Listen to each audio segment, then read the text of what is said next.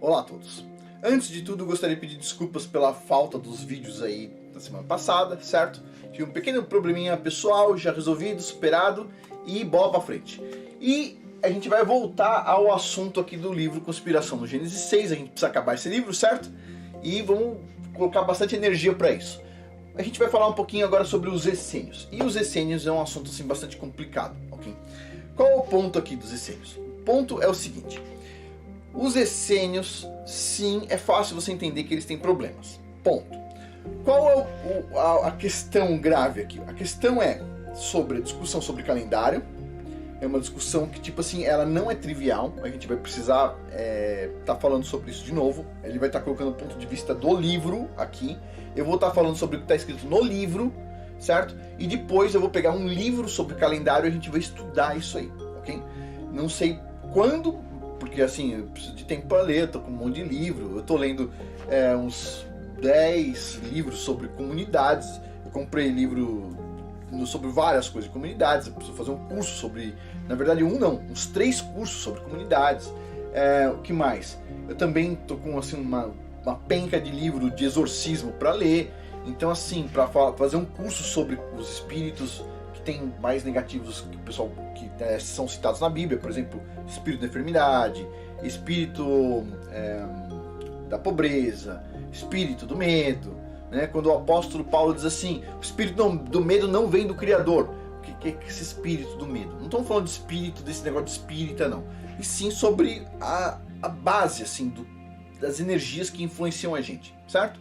E também, lógico, tem os espíritos que vêm do Criador, como por exemplo o Urua, o Espírito Santo, o Espírito da Sabedoria, que está na Bíblia também, o Espírito do Discernimento, que está faltando nos dias de hoje, e assim vai.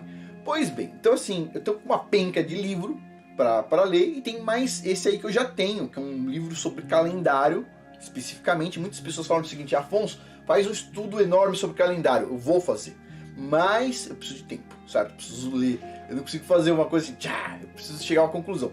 Os essênios, ele é um ponto complicado. Por quê? Porque eu vou estar falando que está no livro, certo? Eu vou explicar algumas coisas para vocês entenderem bem aqui o problema, mas vai ficar alguma questão assim aberto, principalmente a parte de calendário, ok? Então vamos lá, pessoal. Vamos por parte aqui. Não considere isso aqui como um conhecimento fechado. Ainda vai ter mais informação pela frente. Então vou apresentar o que está no livro e depois a gente vai discutindo. Então, vamos lá. Então olha só, Ezequiel capítulo 8, versículos de 14 a 16. Então ele me levou até a entrada do portão norte da casa de Arro, e eu vi mulheres sentadas lá, lamentando por Tamuz. Ele me disse: você vê isso, filho do homem? Você verá coisas ainda mais detestáveis do que isso, mais detestáveis do que chorar por Tamuz. Uau! Ele então me levou para o átrio interno da casa de Arro, e lá na entrada do templo, entre o pórtico e o altar, estavam cerca de 25 homens, com as costas voltadas para o templo de Arro e o rosto voltado para leste. Eles estavam curvando seus rostos para leste. Eles estavam curvando-se para o sol no leste. Bom, para quem não sabe, um dos itens mais idolatrados no paganismo é o sol, certo? Então assim, para quem acredita na Bíblia e segue estritamente o que fala na Bíblia e tudo mais, nós não adoramos nada que não seja o Criador dos céus e da terra, Yahweh Tsevaot. A gente adora quem? O Criador. Ele criou o sol, ele criou a lua, ele criou as montanhas, ele criou as árvores, ele criou os animais, ele criou o homem, criou a mulher, ele criou tudo, criou a água, tudo, o ar, tudo. Então a gente olha para a natureza e a gente fala assim: uau, que bela obra de arte. Bendito aquele que criou essa obra de arte. Maravilhoso é aquele que criou, porque ele é mais maravilhoso do que a natureza, porque foi ele que criou, certo? E pois bem, então nós idolatramos quem? A gente venera quem? O Criador dos céus e da terra. Pois bem, a gente não venera coisas que estão por aí. Agora, os pagãos, eles têm essas manias aí. O sol é o item mais idolatrado. Tem muitas religiões que andam com um solzinho no seu cajado por aí, porque eles idolatram o sol invictus, né? Pois bem, então o que acontece? Vamos continuar aqui. Então tem alguma coisa acontecendo ali, e ele diz que mais repugnante, na verdade, do que as mulheres lamentando por Tamuz, eram os caras lá idolatrando o sol. Ok. Agora, vamos começar aqui o ponto dos essênios. Lembrando que O que o cara mostra nesse livro, o autor mostra nesse livro, é que muitos termos bíblicos, eles são usados por pessoas do mal. Então, por exemplo, sacerdócio de Melquisedeque, a gente vai falar um pouco sobre isso. Sacerdócio de Melquisedeque é um item bíblico, está no Novo Testamento, assim como no Antigo, e ele é importante, certo? Sim, então assim, vamos dizer assim, os apóstolos, eles têm ali uma autoridade que vem do sacerdócio de Melquisedeque, certo? Pois bem, agora vamos lá. O que diz aqui, ó? Só que alguém pode ir lá e pode afanar, né, um título importante. Os nazarenos falam muito sobre o sacerdócio de Melquisedeque, da ordem de Melquisedeque, porque é bíblico, é importante falar sobre isso. Mas teve alguém que passou a mão lá. E esse alguém que passou foram os essênios. A gente vai falar um pouquinho sobre isso, a visão do cara do livro aqui. Ah, Afonso, mas os essênios são maravilhosos, eles são bons, não existiria o manuscrito Mar Morto sem os essênios. Não, só um minutinho. Não existiria o manuscrito do Mar Morto para você ler se não fossem as famílias mais ricas do mundo que estão fazendo todas essas baixarias no mundo e que estão financiando a arqueologia em Israel nesse momento. Então, reza para os banqueiros, porque foram eles que acharam isso aí e eles que estão colocando isso aí para a gente analisar. Quem está pagando os pesquisadores e tudo mais são os grandes banqueiros. Mas vamos lá, vamos analisar isso aqui. Vamos agora reintroduzir os ancestrais gnósticos dos Templários, do Priorato de Sião e Rex Deus. Quem? Os famosos essênios na cronologia. Porque essa proeminente seita judaica inexplicavelmente celebraria ser os espúrios, tá? Filhos de Zadok, não os verdadeiros, mas aí no caso os espúrios, ou também de Melquisedeque. Eles fazem uma afirmação que não é verdadeira, certo? Da mesma forma que a família real faz afirmações que não são verdadeiras. Acredita quem quiser, certo? Por que esse sacerdócio Zadokita se autodenominava Filhos da Luz, assim como Tuatha De Num eram conhecidos como Senhores da Luz, e assim como os gnósticos e os maçons são Filhos da Luz? Por quê? Vamos dar uma olhada aqui, esse símbolo aqui dos maçons, Filhos da Luz, certo? Aqui, Sons of Light, aqui, do pessoal da maçonaria. O pessoal da maçonaria, eu sei, muitos acreditam que são Filhos da Luz, e que são bons, e que fazem boas ações e tudo mais. Só que a maçonaria, só está crescendo no mundo. E adivinha como é que está indo o mundo? Descendo. Então alguma coisa está errada aí. Alguém está pensando que está fazendo uma coisa, mas está fazendo eventualmente outra coisa. Complicado, certo? Pois bem, a gente tem que analisar aonde está indo o resultado. A gente conhece a árvore por onde? Pelos frutos, especificamente. Se os frutos da árvore na verdade, são espinhos e mais espinhos e mais espinhos e mais espinhos, você tem que começar a suspeitar que a árvore vai só dar espinho, certo? Então vamos lá. Tem ótimas pessoas que entraram na maçonaria, que seguem a maçonaria e tudo mais, mas as pessoas têm que parar um pouquinho para pensar se aquilo ali realmente está, né, indo numa direção boa, se o fruto realmente está sendo bom, certo? Ou se é só da boca para fora. Pois bem, então olha só. Zadokita era entre aspas, era um título hebraico-aramaico para os descendentes da linhagem sacerdotal real, conhecida vicariamente como Rex Deus.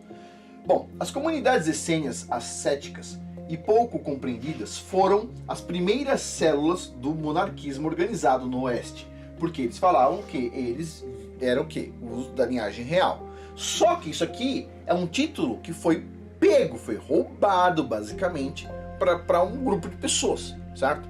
É o que ele está colocando no livro aqui. Eles inexplicavelmente se consideravam uma seita enoquiana do judaísmo, descendentes de Enoque, abre aspas aqui, Enoque o mau.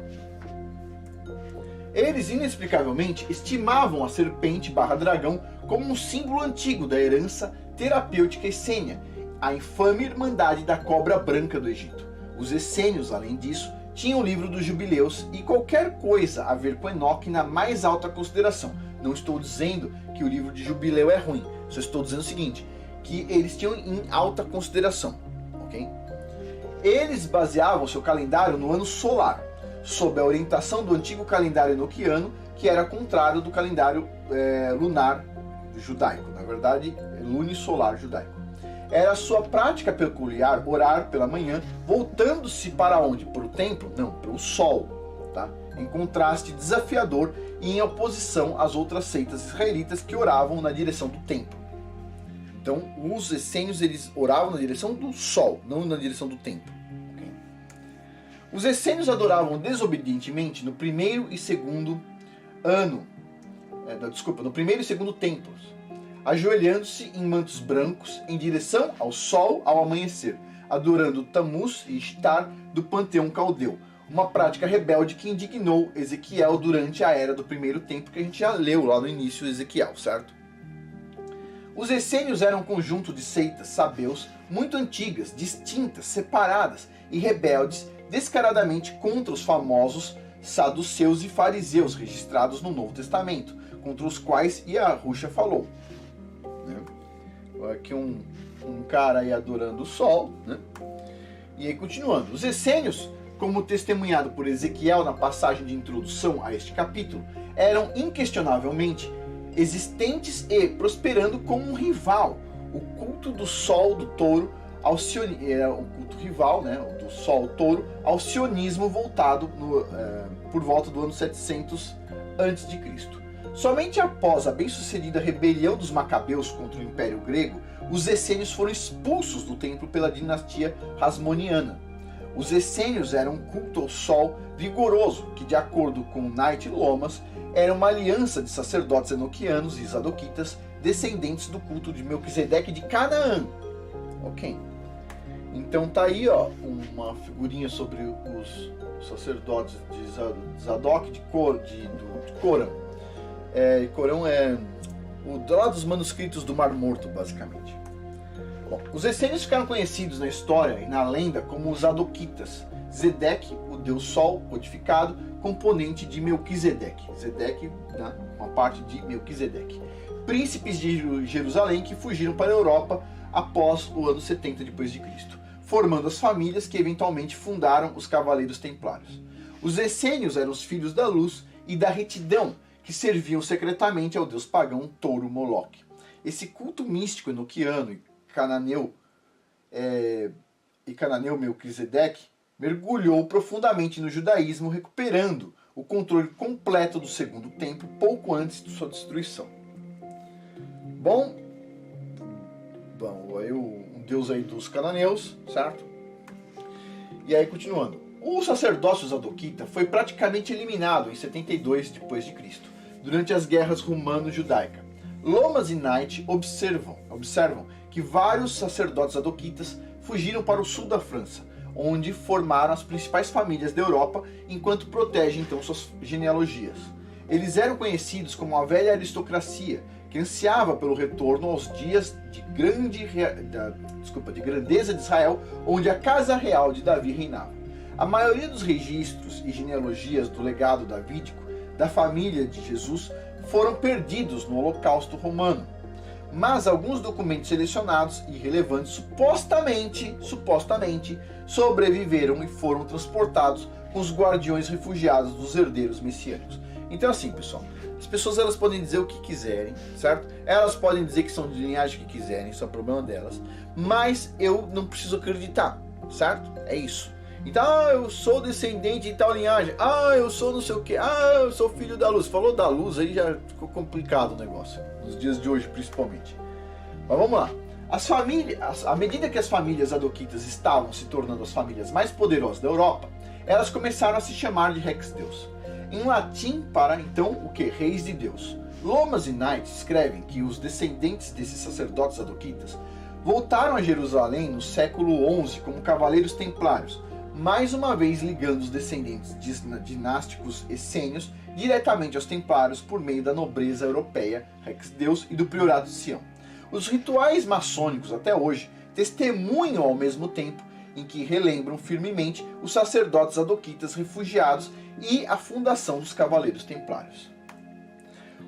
Os testamentos maçônicos confirmam ainda que no ano 1118 foi fundado um grupo descendente dos príncipes de Jerusalém, que se tornou famoso como os Cavaleiros Templários. príncipes de Jerusalém, que se tornou famoso como o quê? Cavaleiros Templários. Sim, que o pessoal idolatra, é lógico, o pessoal tem que idolatrar qualquer coisa. O que as pessoas não permitem você falar aqui é que você tem que o quê? Servir só ao Criador dos céus e da terra. Isso aí, se você fala, todo mundo se sente ofendido. Se você fala o seguinte, ó, siga as leis do Criador dos céus e da terra que estão na Bíblia, principalmente na Torá, que tem muitas leis lá, não, aí você não pode. Se você fizer isso, você não é salvo. Mas se você seguir essas porcarias todas aqui, aí sim, vão te comprar um lugar lá no céu. Sei. Aí as pessoas acreditam em cada coisa. Mas vamos lá. Além disso, a crença dos templários de que descendiam de padres construtores, que descendiam de uma ordem mais antiga de padres construtores, que ajudaram a construir o Templo de Salomão, também está contida nesses rituais da maçonaria.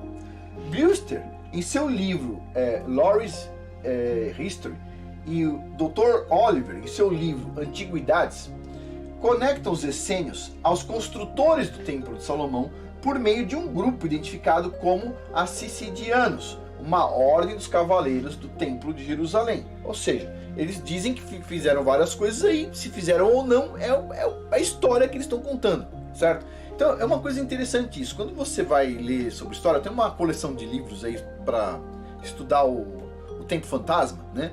Que eu ainda não, assim, nem arranhei a coleção de livros. Mas quando você vai olhar, o matemático que estudou história, ele fala uma coisa assim fantástica. Ele diz assim, a história é algo contado por alguém que nunca esteve lá e nem imagina o que está acontecendo. Tipo assim, o cara... mas tem um documento aqui que prova. Tá, mas quem garante que esse documento não é falso? Quem garante que alguém não foi lá e escreveu esse documento depois, posteriormente? Quem garante que a história não foi fraudada? Desculpa, não dá. Não, a história não é ciência, para começar a conversa. Porque você não tem como ficar reproduzindo as coisas. Você está baseado numa coisa que um outro ser humano escreveu lá. Você confia se você quiser. Agora, por exemplo, eu confio na Bíblia. Por quê? Porque eu tenho uma experiência espiritual com a Bíblia. Certo? Com o Criador dos céus e da terra, ele passa a informação para a gente através da Bíblia. Eu tenho uma experiência, vamos dizer assim, extraordinária com a Bíblia. Uma experiência espiritual com a Bíblia. Então, portanto, eu, com a minha fé, acredito que aquele texto é verdadeiro. Agora, eu não posso falar isso por livro de história, percebe? Eu não posso falar, esse documento é verdadeiro. Eu não tenho... Por que é verdadeiro? Quem garante que é verdadeiro? Te pergunto, quem garante que esses documentos que os historiadores usam são verdadeiros? Quem garante? Desculpa, pessoal. Tem a carta escrita por Pero Vaz de Caminhas, etc. Tal. Quem garante que não foi escrito 100 anos depois? Quem garante? Tipo assim, acredite quem quiser, ok? Pois bem, então as pessoas elas podem estar contando coisas, mas pode estar contando, eu participei lá da construção do Templo de Salomão, etc. Tal. Beleza, pode contar o que quiser. Acredita quem quiser, certo? Pois bem, continuando aqui. Brewster argumenta que os essênios eram uma antiga fraternidade originada de uma ordem de arquitetos que construíram o Templo de Salomão. Eles poderiam ser os descendentes dos deuses construtores da Atlântida e suas ordens sacerdotais, os 7 sábios ou seguidores de Horus? Fica a pergunta aí.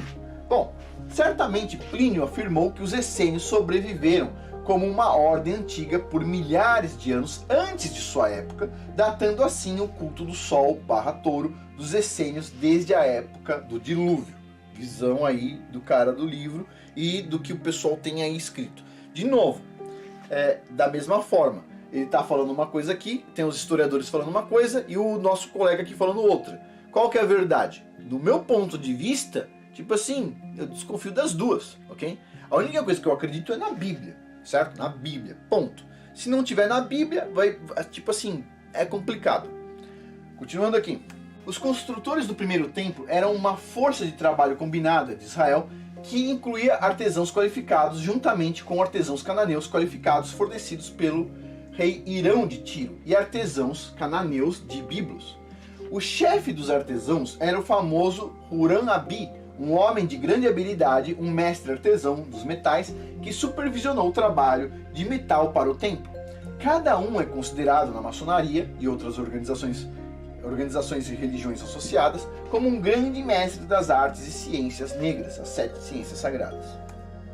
Lembre-se, Salomão é celebrado por gnósticos e teosofistas como um grande feiticeiro das artes e ofícios negros, possuindo habilidades e conhecimento que ele supostamente herdou como parte de seus ritos de reinado. que foram passados ao longo da história por Moisés como artes negras que ele supostamente aprendeu no Egito, que foram de alguma forma transmitidos por Hermes, Enoque e o Mal. Bom, pessoal, isso aqui é o que os teosofistas acreditam. Os teosofistas acreditam só em baixaria, ok? Tudo que é bíblico, verdadeiro, eles profanam, ponto. Então assim, é complicado. E a gente vai ter uma parte 2, a gente vai parar por aqui e vai ter uma parte 2. Agora, vamos lá. Vocês devem ter percebido algumas coisas que eu percebi também. A questão do calendário solar. A questão do calendário solar é uma discussão muito ampla. Porque assim, existe uma vertente que entende hoje que o calendário correto é o do livro de Enoque, que é o solar, certo? E existe uma vertente que entende que o calendário é o lunisolar, que, ou seja, ele é solar e ao mesmo tempo lunar. E existe um estudo muito grande sobre isso, tá? No estudo que eu tenho, que é um estudo de um livro desse tamanho aqui, com várias passagens bíblicas, etc, tal, explicação da cultura da época e tudo mais, o cara, ele dá suporte, o autor dá suporte ao calendário lunisolar, ok? Então, às vezes, é por isso que tem umas divergências de data nas festas e tudo mais. Então, eu vou fazer um estudo bastante amplo aqui para vocês, daqui a um tempo, e a gente vai discutir isso, a gente vai chegar a uma conclusão. Ninguém precisa chegar a conclusão agora, certo? Ninguém aqui é criança para falar, eu preciso concluir isso hoje. Nem aqui, né? Então a gente vai, vamos dar uma olhada aqui na opinião do cara, e depois a gente chega à nossa conclusão também. Bom, próximo capítulo continua essa discussão aqui, ainda não acabou a história dos essênios, e vocês vão entender o porquê é uma coisa assim, bastante preocupante. Bom, pessoal, por hoje é isso, muito obrigado a todos aí pela atenção, até mais.